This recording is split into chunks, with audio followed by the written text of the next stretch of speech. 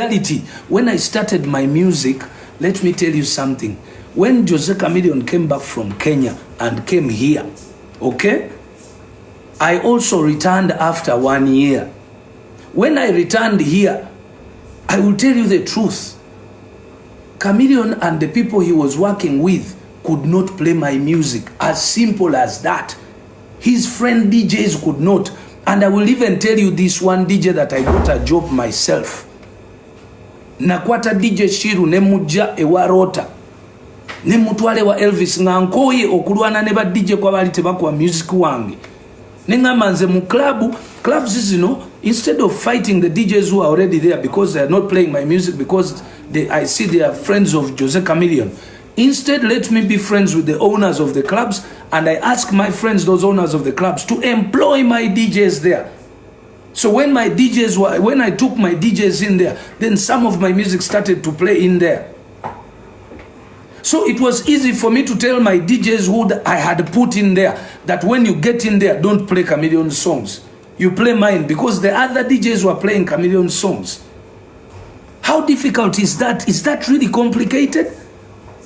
Common sense? Of course, Chameleone also was fighting to be the greatest. So he was telling his DJs not to play Bebe Cool's music. It is normal. This industry is not a church where to gavana kagati or take kagati. No. Life is a jungle. You know. That is what. Now, what was the context of what I was saying? I was saying, learn to make friends. Sometimes I even feel sorry when I read certain things. And the fight about DJs about the way example, that's why now you find that DJs are earning equal money, 80% the money the artists are earning, or even more money than artists now. Kwanga ba artists bali baine jogeri kuwa ba DJ. Ba DJ ne bekola mo mulimu. Slick Stewart ayinza okubira Roger namga Roger. Gundi oyo yankubye. Oba Roger ayinza okulya gundi yakubye Slick Stewart naga oyo sijja kuba music we. Akusirikira busirikirizibwa ati. Bwe batuleyo meetings zaabwe ku group za nga bagamba oyo mwana ate mugira. But then again, let me tell you this. Do you know that the DJs, the same DJs, Roger ayinza okuba ne artist omu nagamba ba DJ na ono artist wange, please push for me. So it is equal nechimu DJ oyo yenyini okugamba nti oyo artist yanvumye temukuba music we. And they don't. So is that rocket science really? Muli ku social media you're discussing Bebe Cool legend yagambi simanyi yeah. When I said it, I said something that you should have picked content from. Just because you have weak brains does not mean you just misguide people because mogera. Be very careful. Until some of us who have good brains, but tunavamu music tujja kudda wanonga tuogera. We will take your own jobs. Ate mwe temusa kufuka bayimbi. Mwaba misleading abantu. Naife tuso kufuka ba TikToker. Because we already have followings. Mwino kuigo kubera constructive. Ate namwe abantu mulekerawo nnyo okubeera nga ne mulaba bu clip webuti bwe basazeemu and you just take. Mwino okumanya omuntu wabeeredde ku TikTok live kitegeeza abaddeko hours and hours. We were speaking about just a few topics. I spoke for about 3 to 4 hours. How can you take something that lasts less than a minute? But that is what it meant.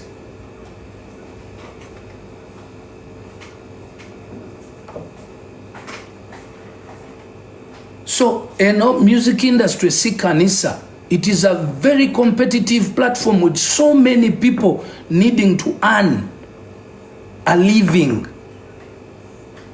Chogamba go muyimbi atuddawa mpuliriza balaba ogenda kubeera olaba omuyimbi oli omulala nga akuyitako gosirike nga toyina kyokolawo omukubire engalo mbu agenze wakabi nnyo ye agenze. That's why temuyitawo. Nalabidde ddala a person on live saying nti kyekyabalemesa abayimbi abato kyekibalemeseza okubitinga ba Bebe Cool the big three. What? No wonder you're a failure in life. You person who said that. I am not surprised. You're so petty. You're so petty like this. Era sikuvuma naye njagala oddeyo mu ndabirwamu weeyambule ng'oliweka mu kisenge wenoonyeko anything valuable between you, your life and your family. Okujjako okuzaala nti wazaala abaana era osabe Katonda nti nno okyuka kati oba redirecting a mindset.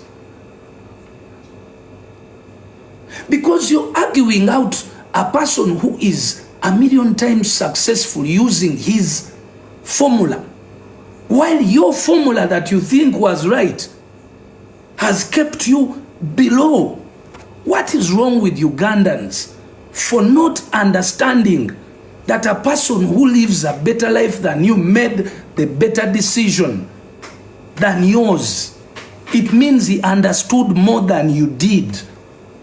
It means you have to learn from him rather than attack him.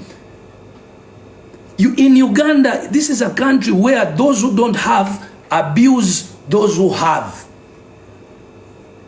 This is a country where the unsuccessful attack the successful, telling them they are unsuccessful.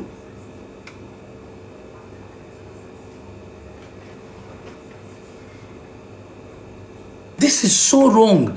Era nze nwananya abavubuka muleme kugenda na mentality zabo ababatiisa. No, the formula is one.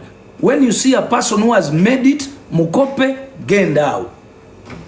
Muve mbana baba buzabuza mbu music industry in a system, but they fail people, mbu no, simanyi Illuminati.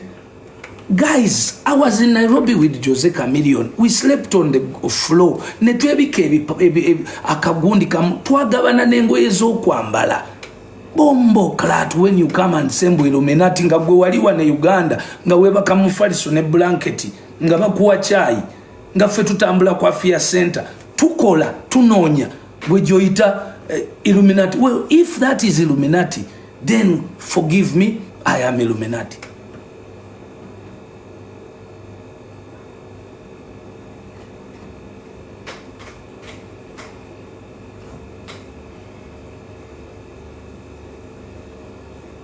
Very strange, but you see, because I love my country so much, I will not cease. I don't. This life today goes against a few things with my management, but unfortunately, life is beyond just career and management. Life is life. Life. You will understand when your career stops to mean anything. That it was important for you to put a tafari on your own people in your own country for the betterness of your own people. If you have information in the head, you should share it at the right time. This is one of the youngest countries where people, these young people need to hear these things. You must not shy away from amazima. Nebegaba galuma, you say it. Uganda is the country a single kubera ne opportunities. That's why Uganda, anything can be done. Fetu supporting zabayimbi okuva mbuli nsi yonna. When has a Ugandan artist ever gone to any country and been supported and become a star? But every single Nigerian artist who has made it worldwide has come here before they are big, and then they get that big audience on the picture. They become big in the UK, they become big in the world. How comes it is not happening the other way around? Because it is the Ugandan who hasn't found the formula. Memucha tusko tuze mabega.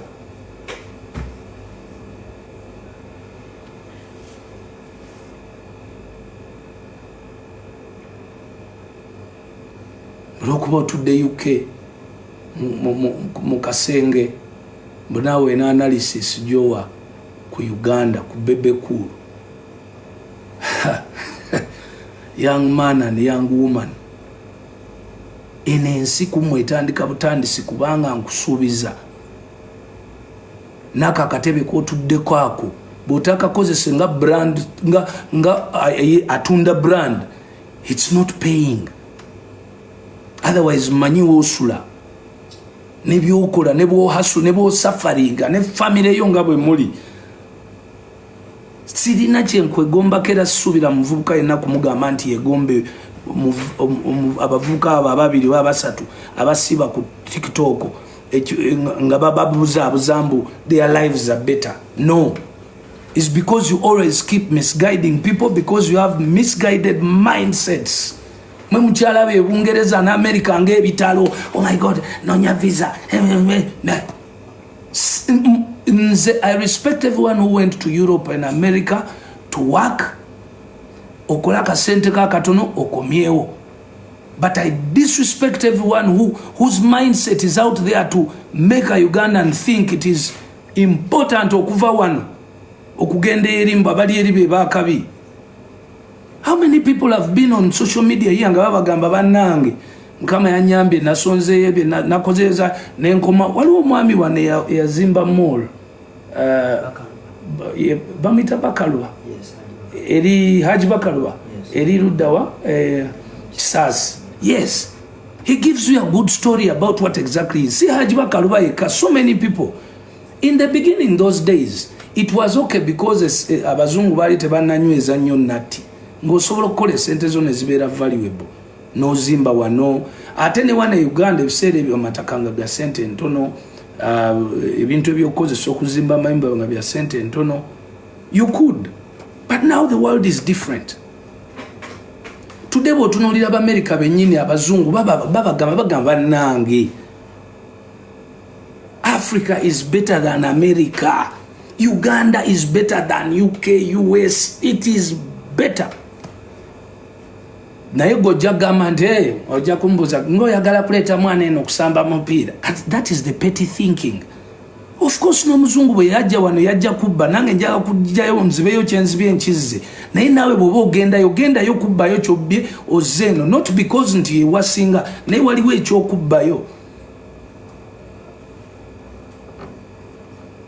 Just like always the president says, even a fool can survive in Uganda. How do you tell me that's not the best place? Today President Traore mulaba kyalike Burkina Faso alwana na mindset z'abantu kwekyo ekintu. Third most selling gold country yakusatu mu production ya gold ANC. Augmenting over Burkina Faso to go to America for greener pastures? Really?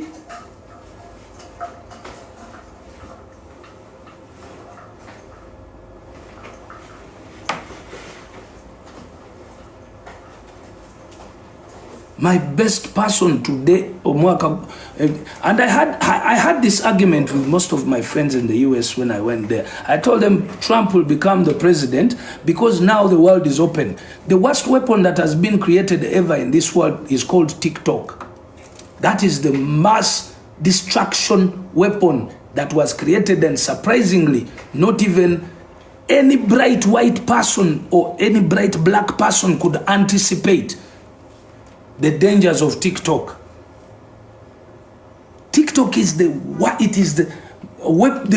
as Americans went to Iraq pretending to look for weapons of mass destruction, a Chinese man was in America creating the weapon of mass destruction.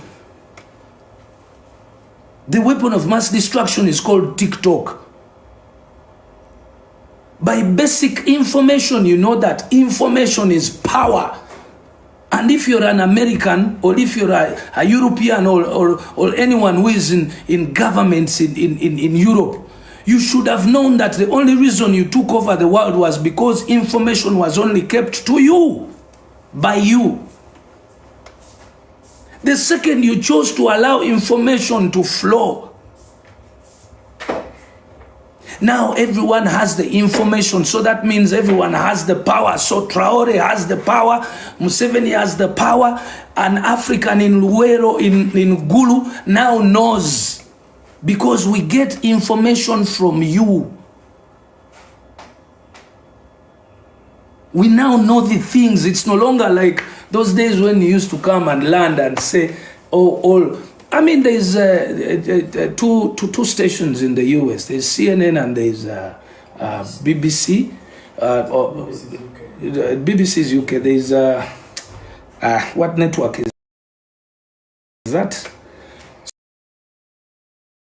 So you can see that all the programs that are programmed on those stations are programmed to change with a narrative, with an intended narrative. The Democrats are on this station. The Republicans are on the other one. So everyone has a way they build the mindset of their supporters to believe what they are saying. That's why at the end of the day, Trump, oh my God, all Africans must thank Trump. That's the way to think. That is how to think. I remember when he said that statement and said that it was Putin, President Putin, who said Africans live in they live in a graveyard. He commented something to do with a graveyard. But what he meant was actually very positive for us to think about. The same way Trump is helping us to think.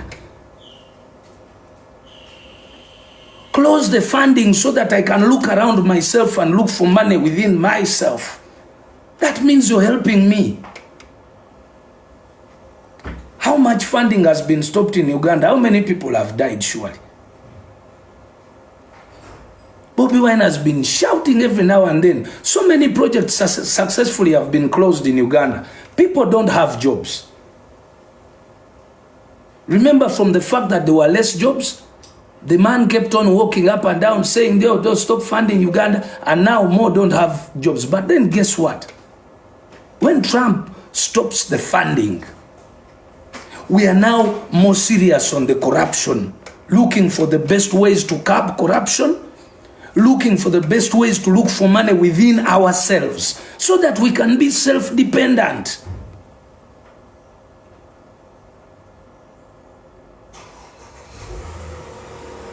Kakati bw'osanga abantu abatasobola kulowooza nti ne statement gyenkola in music, or if you find people who can't think that even a single statement I make in music involves something, a narrative within the economy, political and social conversation within my head, I understand when you don't understand. That's why I say, ask, please ask. Don't just say things.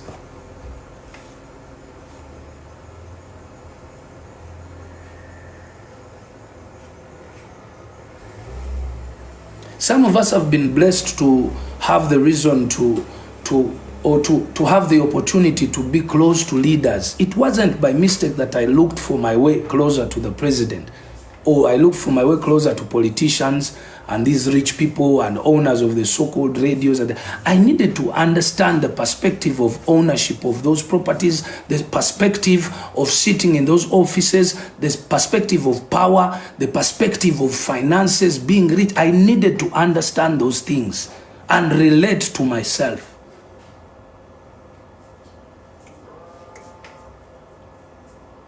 So when you come to discuss what Beebe has said, please watch. I expect the good thing is abantu abasinga okubeera important. Okay, abantu benali tutemu ensa abakola analysis, they hadn't said anything because I know they watched the whole 3 hours. They did watch the whole 3 hours. So they knew the context in which I said the statement I did. But only these ones who want to impress, we are opposite. We already know your opposition and we don't care. We will only do one thing, make a good life for you so that you can stay alive, live well. After all, half of the opposition people here in Abalim Parliament, they are as rich as no man's business. I only feel sorry, and that's why I support Museveni, because Museveni cares about the poor person in the opposition, because he knows that that person has been misled. Here you are for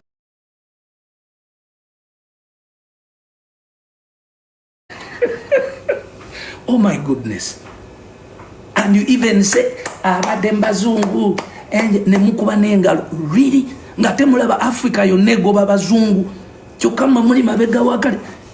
The likes of Nambos, the pretenders, just because they look for office. So, and this issue is political, because it is serving people two-way. If we've been to be politics, we've been serving a two-way, and I'm happy that things are happening that way.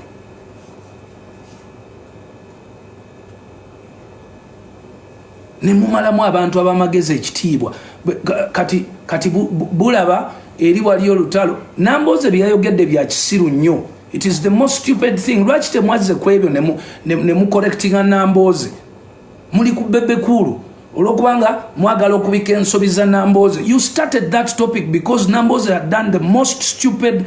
Bobi Wine and Namboze this week have said the most stupid two statements. How do you attack? How do you come and say nti abaganda abawakyawagira Museveni muli basiru nnyo? Obuwagizi bw'omukulembeze wa Uganda buva ku baganda oba buva ku bannauganda? Why is your topic always about baganda? Can't you have common sense and see nti nekyo kikukyaya tribes endala? For us, of course, tukubengalo naye ate kinuma nnyo kati njagala nnyo ku exposing exactly wakinali ngamba nti no Bobi Wine omutwe gwo munafu nnyo. At least emyaka gy'omaze mu politics today wali badde oyina ky'oyizeeko. Museveni bw'aba akuba akalulu wali badde oyiga akubira wa? You have to learn from the best. Bulijjo nange nenonyamu ekintu ekigambo waayo oba kasajja nkawalana lwa music no naye n'obwongo obukalu nabo butukooya. That's why we are still stuck with the NRM. Gwe notamanya nti obukulembeze is not about baganda. Otukyayisiza abantu bonna oyagala okuleeta tribalism eddemu abantu batandika okubanga batulabanga abaganda. Tugenda kwesigala nji tukyukenga basobola okulaba nti tuli baganda ennyindo tuzisale ngoma zo tukyayisa. Can't you just learn that leadership is about every tribe, not one? Then nizileta Namboze embo fe tusobola okufuna ebululu ne Buganda ezirijo n'endala ne tubagana okulonda. Really? And you are a human being in Uganda here? Ye mwe abatudde mu bantu baffe wano mbu mukulembeza.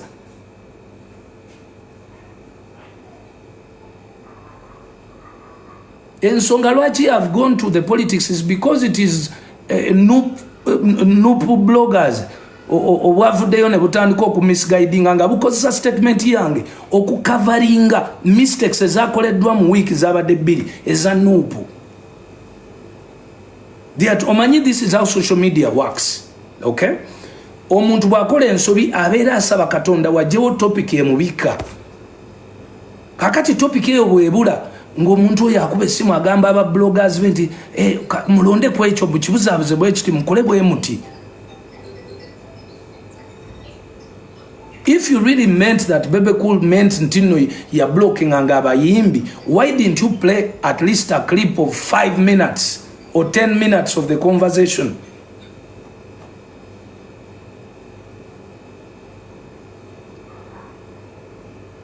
You have lost it completely, you young people, you old people who are pretending mwe mubulirira bana abantu.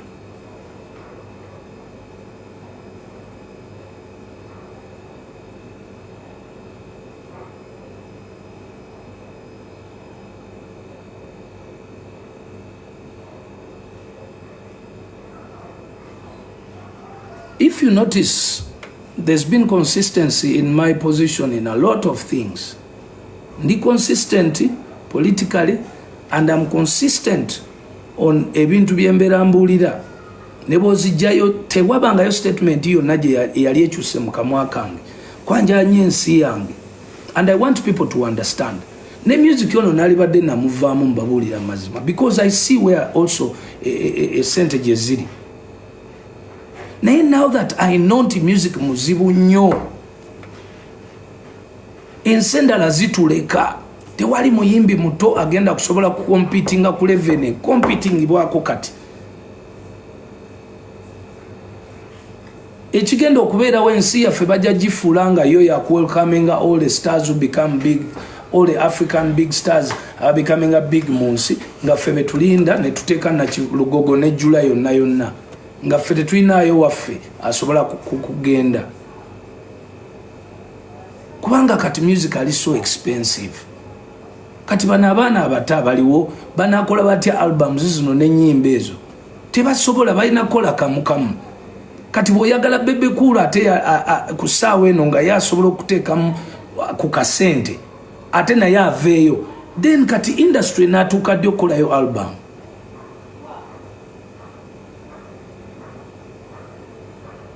mwe kenyini abanauganda mwe mubeeraawo Wizkid ayina album Davido yatadde album abanauganda muliko ki ne mujerega epasi yakola album ke mu ddiiro lye biki and you tewalina luyimba luzanya that is you kakati ate Bebe afunye ku sente asobola okuaccessinga funds esokola album ate bwagikola ate nti oyo baganya bana ate okuvayo bali badde lwaki bali badde bava music nga bali legends nga simanyi bakwina record label. Who told you to make a record label? You just need to be old.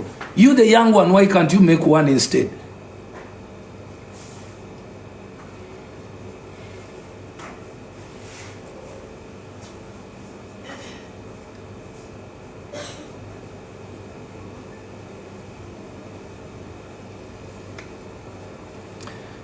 It is very, very, very important for you mwino okufumitiriza, mwino okuyiga okufumitiriza.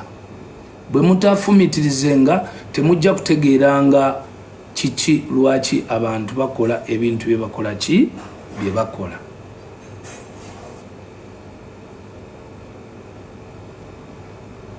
Ate nabagambako dda nti obwongo bw'omwana omuto tebusobola ku digestinga bintu kwenkana bwongo bwa muntu mukulu.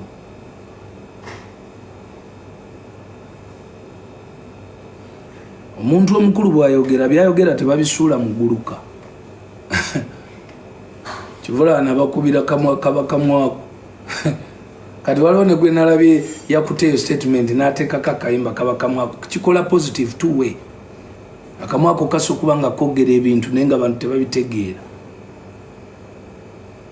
So mwaba badde bagezaako okuddira topiki ya Bebe Cool mugifuule nti ebika mistakes za Namboze neza Kadingo.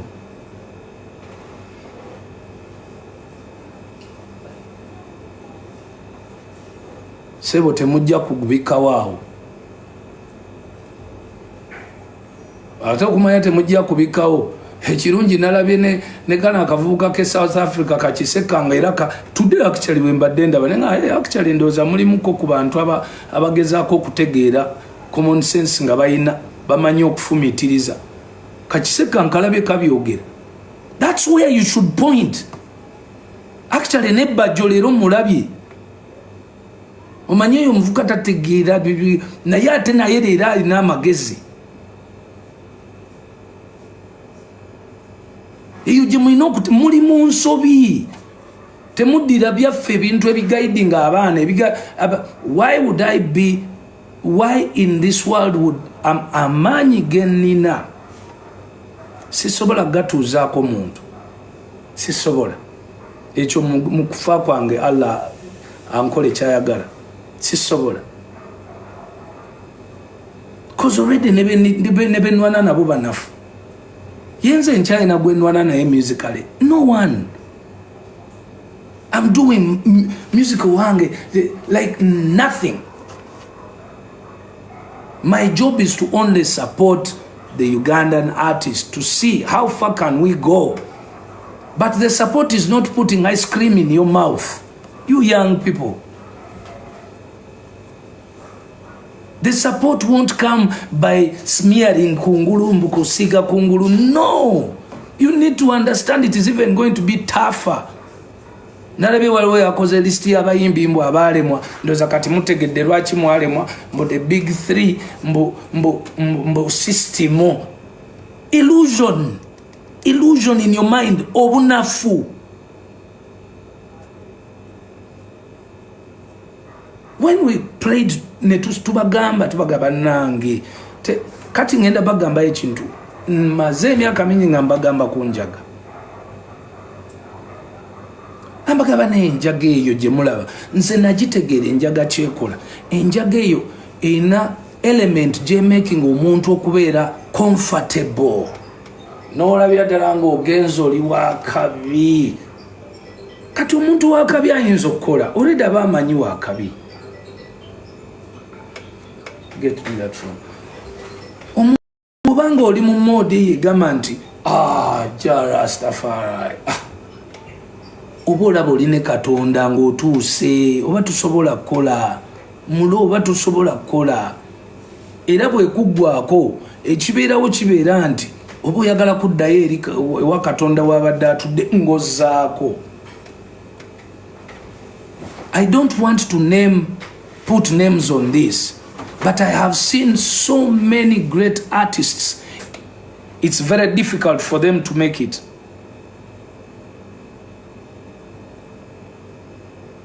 Why do you think so? It's because you refuse to understand what is Jeff's strength. Jeff's strength is friends with DJs, friends with owners of radio stations. That is his strength. So when he gets an artist, he just keeps back in his social capital.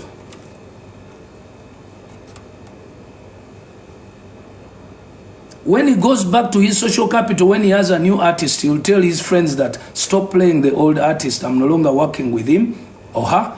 Play this new artist. That's why when you leave Swang's Avenue has a budget that only pays for artists in there. They don't pay for artists who have left Swang's Avenue because those artists will be competing with the new artists. So the budget will go on the new artist. So Swang's Avenue as a management or a record company will go and say, please remove all the previous songs from the playlist. Now load these new songs. It is as easy as that. That's what I meant. So as an individual artist, I can do the same. That I was supporting so and so, but now I don't. Please, instead of that, in the money I gave, please play so and so.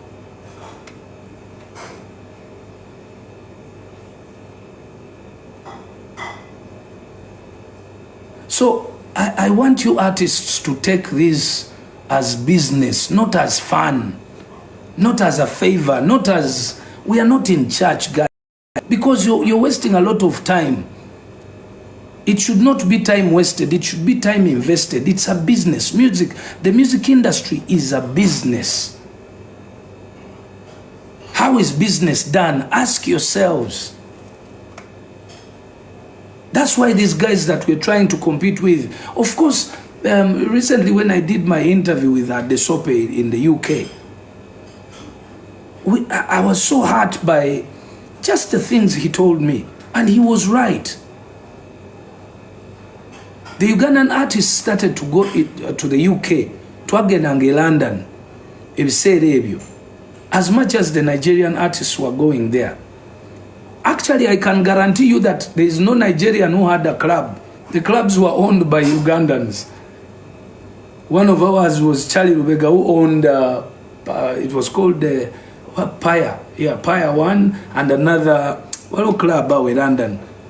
And even the Nigerians were having their nights in there. But there is no single Ugandan artist we balinga batutwala agenda ku Friday ku Lwokubiri na kola media tour mu UK. No, bwe batutwalanga ku Lwokubiri n'otuuka ku Lwokubiri olw'eggulo ne bakutwala mu ddiiro ly'omuntu ne bakwalira ne weebakaawo ne bakukima ne bakutwala okulya emmere olw'eggulo muka restaurant k'abana Uganda. Jukira ogenze kuyimbira bana Uganda naye ne bakutwala mu restaurant y'abana Uganda ate ne bakomyawo ne bakuteeka mu ddiiro ne weebakaawo. N'otuuka Wednesday, Thursday, Friday no performing ku Saturday shame. Ate olumala okuperforminga nga tiketi yo olinnya ku Sunday n'okomawo Uganda. Nga basically what has happened is ovudde Uganda mba na Uganda n'ogenda London notukira mu nyumba y'Omunayuganda ne weebaka blanket y'Omunayuganda n'ogyebika n'ozuukuka n'olinya ku stage n'oyimbira Omunayuganda n'osituka enkeera n'okomawo e Uganda. How do you become international? Omusajja yambuza n'angamba, Bebe, this is what the Nigerians did at that time. When they had a show here in the UK, they came in a month prior. And then they went to every possible radio station that they could be given an interview, and all possible clubs. Nga bakubamu 1 minute nayogera ngenda kwera ne show yange wano nakubayoka even MCs and DJs could nga babagamba, you know, we have so and so, he'll be performing on this date on this venue. Bone ba building kati agenda okuita mu mabala nga 100 before his main show. Ngogendo kwanga buli bala je abantu 15 so when they start to open venues zabwe ne zibanga abantu bajjanga bangi nezigenda ngazigaziwa kati atenga ne ku radios their names are getting to be known. So that's how the Nigerians became big in the UK while Ugandans stayed within Ugandans, and even the Ugandans that we had in the UK started pounding us back to Uganda.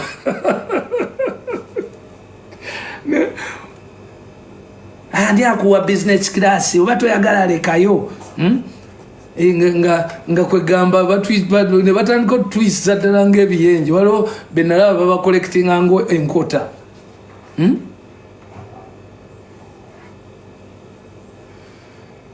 We should have gone to the UK. If you have a show there, go 1 month prior.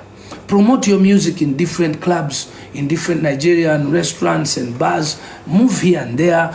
Do a few clips here and there. Spend some time there. Nigerians spend 2 to 3 months when they are there. I did not manage to do that because I should have done it. At that time, I didn't have a family. Right now, I can't stay away from my family for 3 months. Maybe I can 2 weeks, 3 weeks. And that means possibly nyinzo kwanga mbali n'okutambula n'omukyala. But gwakyali omu atanaba kuzimba family. Those are the things you should be doing. For 4 years bw'okikolera emyaka ena, there is no way abayimbi beeyo abali ku ground bwe bataakumanye. There is no way 1 or 2 or 3 radio stations that are big won't pick you up. There is no way those DJs won't pick you up. So wetubanga tubadde tuina conversation nga totegeera bintu bino, please temwefuula nti ate mbadde mbasirikiriddemu mmwe. Badde mbasirikiriddemu naye ndaka ngenda kuulayo enjala. Era naddala those who want to criticize musically, please wait on the 30th and pick on that album and critically listen to it. Kati mujiwulirize kifuba so that mutegere omusajja ono ddala byayogera Yesu dia oba mujiwulirize. Ate bw'oba totegedde era nja kutambula, I will do a media tour even if it means 1 year and a half. But I promise you within 1 year and a half or 2 years you'll understand why Bebe did what he did.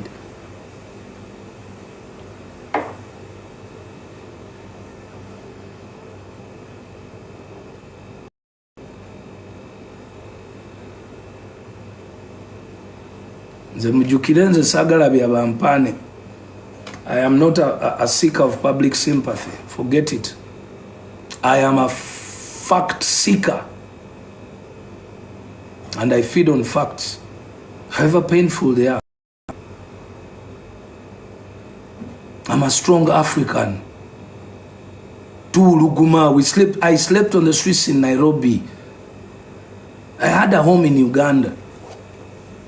And you're here telling me that Illuminati, but there is a system in Uganda, but big three, but take our system.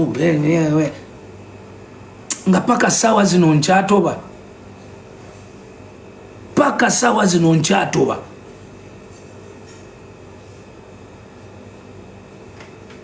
Sagala kwasabya ama.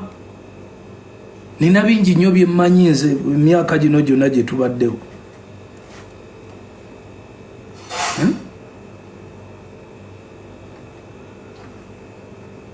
So I spoke about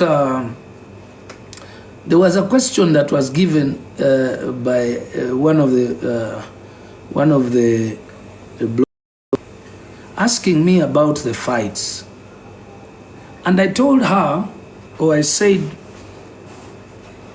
the fights, as long as they are verbal, not physical, it's okay. But remember, this topic came from the fact of the corporate companies.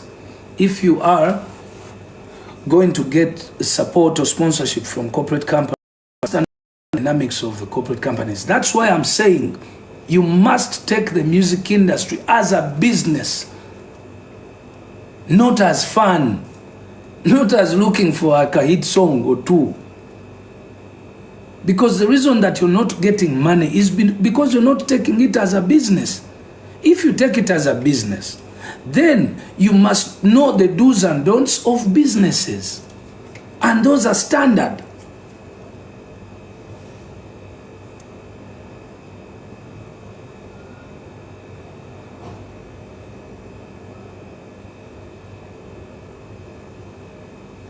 Those issues are standard.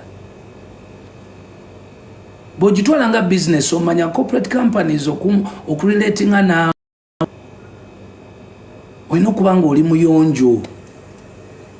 Yes, zifubye okutu supporting despite, because the jungle world that we came from in Nairobi, we came nga abakongo batukubye nga tulwana ne music obweru wa Jamaica wachi ne babera mune kabambi. Ate ne biseera ebyo abantu ba Uganda bali tebanategeera nnyo ku analyzing na ku scrutinizing companies. For example, I'll give you a good example. Singo muyimbi omwavayo na attacking abakazi, the person of a woman. Gojo chigeze kongo oli muyimbi, or attacking the person of a woman. Attacking a woman physically is different. It's also very dangerous, but attacking the person of a woman, okuyisa amwa abakazi amaso, olabo nafunayo any company eri ku supporting ane mwepanga, you don't want to learn. Go chigezangako. These companies have codes. So what I meant was, you can do the fights, but the fights are verbal. Oba nchogera mu Luzungu, kanchogere mu Luganda. Ndoza nantegeera bulungi. Kwanga bambadde nchogera mu Luzungu. Mu Luganda nategeezezza nti okulwanagana kulyokenga kwa bigambo. Nti okuli physical si kutuufu. Okuli physical mujja kufa. Ebintu byakyuka. Kyovola banze nagenda okulanga okuli physical okwewala nenkola board nenjiteekako nembeera ne bakobula. Kakati omuyimbi oyo eyansumbuwanga okwagala okuleeta physical yagenda okulanga ye mutono nnyo n'atandika okutya ng'alengera wali bagayi babeera bajjudde zi board abagayi n'abalumba ntya n'abipowa ebyokulwana physical n'agenda mu palapase n'agenda n'alwanisa ba DJ ng'agira ba DJ baleme kuba nyimba baleme kumpa microphones mu clubs era nzo okuyimba mu governor kyali nga kizibu nnyo okuyimba mu box ya governor edda twai nga okubeera wakabigo ino okuyimba oyina okufuna omukisa n'ofuna instrumento mu time saa 8 ekiro ne bakkiriza okuyingira mu DJ box n'oyimba. Naye kati ngenda kikugamba nti omuyimbi ya closing aba DJ nga sirina wempita kuyingira kajjako oli wano mbuulira mbo system eyo gyoyita system, kumbe musajja watu yali yerwa ne memuyitako. You have to understand you play your best game. Nchiddamu kibagambe ekyo temugenda kigaana temugenda kijjawo bwe kiri.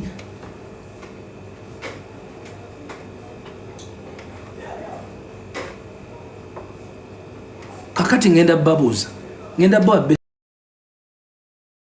so that the member of parliament stays in parliament for his job and his salary. Kino ngenda kidda mu Luganda kuba kijja kunuma. I have to speak this one in Luganda. Naliko Lwakitura nga tumaze akalulu president nga meetinga waliwo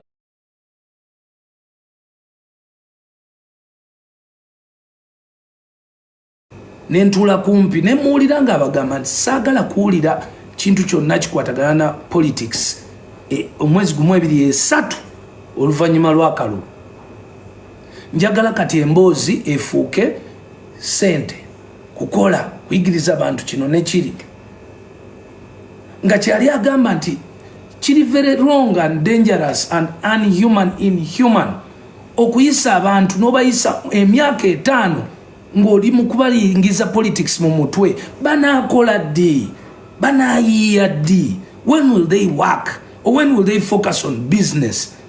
That's why you find all Ugandans now, everything that happens, they interpret it politically. Even their own mistakes, they interpret them politically. I swear to the living God, most Ugandans who left Uganda to go abroad, you check in the embassies the reasons they were giving. Visit, tour,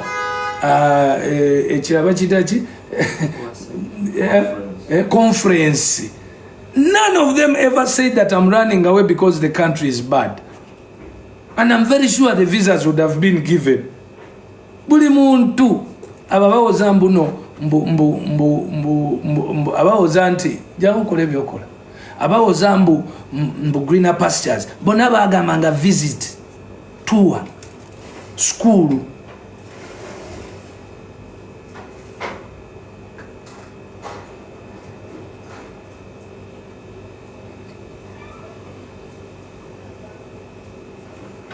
naye mazima gwe nobeera Namboze gwe nobeera ono naddala ono semujunganda mirundi emeka gy'ogenze mu constituency yo n'otwalayo PDM program ng'ate ddala PDM omanyi nti esobola okuyambako bw'oba katugambo mu constituency yo n'abantu 10,000 ne bwe yali yambyeko abantu 5,000 mirundi emeka gy'oyise meeting n'oteekako abantu batuule bafune miliyoni 1 okimanyi nti nno 8 ku 10 abannayuganda bonna oba lese tuli miliyoni 45 naye miliyoni 4 ag'abannayuganda buli muntu bw'omuwe miliyoni bw'abanga abeera mu byalo asobola ogikosa n'akola sente miliyoni emu mfollowinze president ng'atambula ng'akebera enkoko embuzi akakasolo k'eggwanga kesijja kwogera abakalunda nga bonna capital kakadde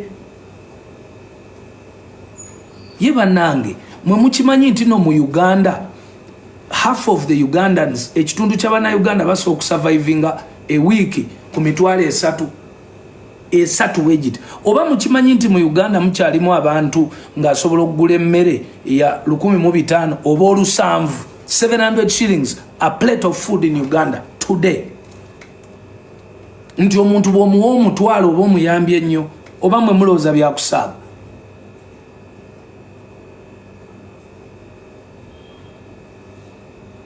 omuntu asobola okulivinga week number ku mitwalo 3 kitegeeze miliyoni n'agikwatako emu bweti asobola okubaako nebyalo obusulusulu bwalundawo oba n'alima ennimiro ye n'ateekamu ebintu ebiwera ate jjukira n'endokwa zigabibwa bwereere nti nno bw'aba afunye endokwa ez'obwereere then n'afuna n'akakadde ka PDM oba bw'aba afunye enkoko obukoko buno bwe bagaba ku ssaza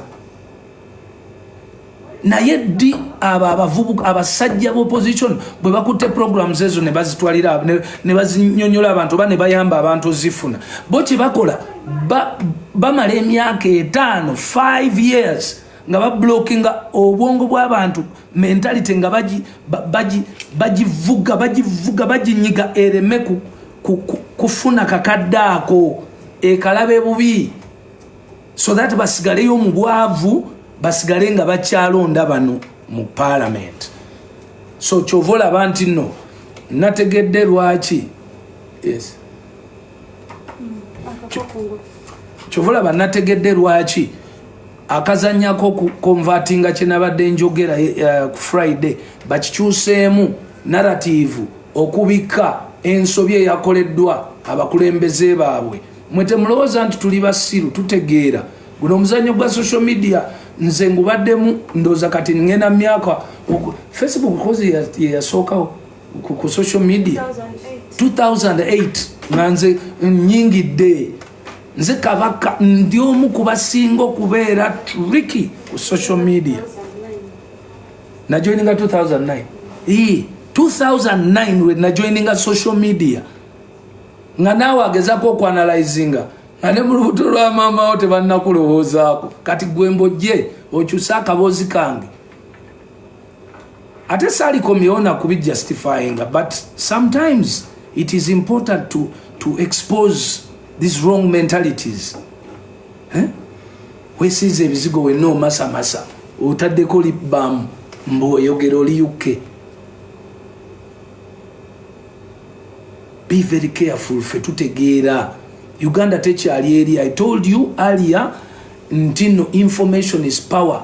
The biggest weapon of mass destruction that has ever been created invisibly is TikTok. Nti information kasita yatandika okutambula mu bantu abantu bategeera beerowooleza mugezeeko kati okufumiitiriza nga mwogera ebintu kyovolaba kati abantu abamu abatandise okufuna big numbers be bantu aboogera facts ezisobola okubeera justified ate era kano kankabasuulirewo mu ababeerabeera kuno nga mukola obuntu muwaayira mbulwokuba munoonya likes nebiki ako kaseera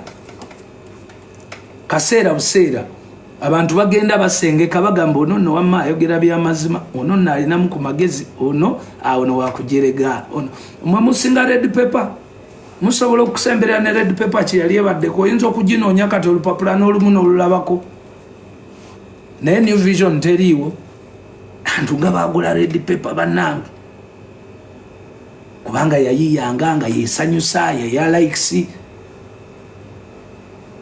naye kati new vision si ekyayimiridde ne monitor because bafumitiza because bawandika facts because you can survive a bit here and there. We can understand you, but don't overthink until you have made it beyond the world is you can say what you want. No.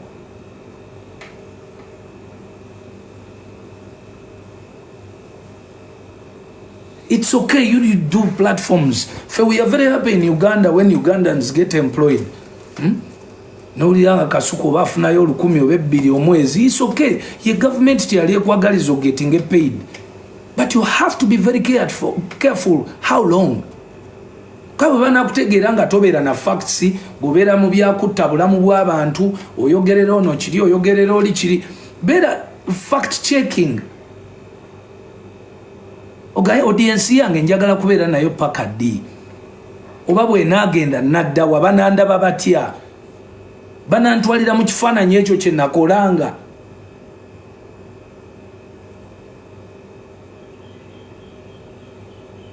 N'emirimu gino gye tukola mumanye nti gina effect at the end of the day. Ate buli mabega w'omuntu wajjayo omulala. Mutemulowooza nti no only the artists are the ones being replaced by the new generation. No, even media gets replaced by new generation. I wish I could show you the old media personalities. You would run away.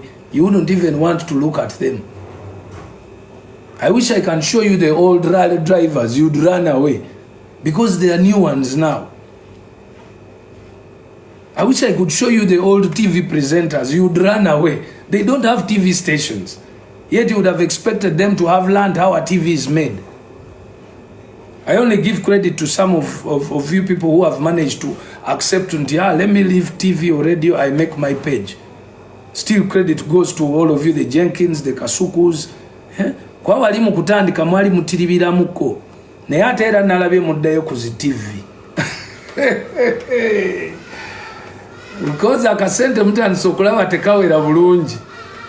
Reality will keep pushing you into places. You must do things nga mweke nenya mufumitirize olugendo kubanga olugendo si lwangu. Sibugenda kuba lwangu.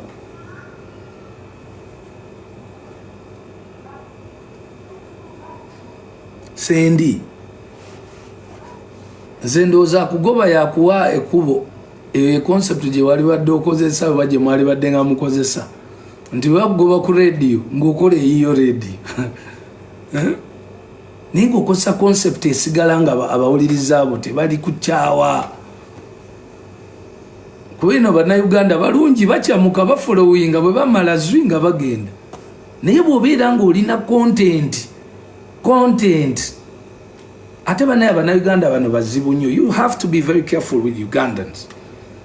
Bawana, they can uplift you, but they wake up one morning and see no value in you, and then that's when you can understand that this world can pounce. So misinforming people is a wrong thing on social media. But anyway, everyone has his format. Yono ya Lugambo, yoli ya kuwairiza, katimu abawairiza. Be very careful. So, jagala kufuna yoko ku bantu nyumie muko.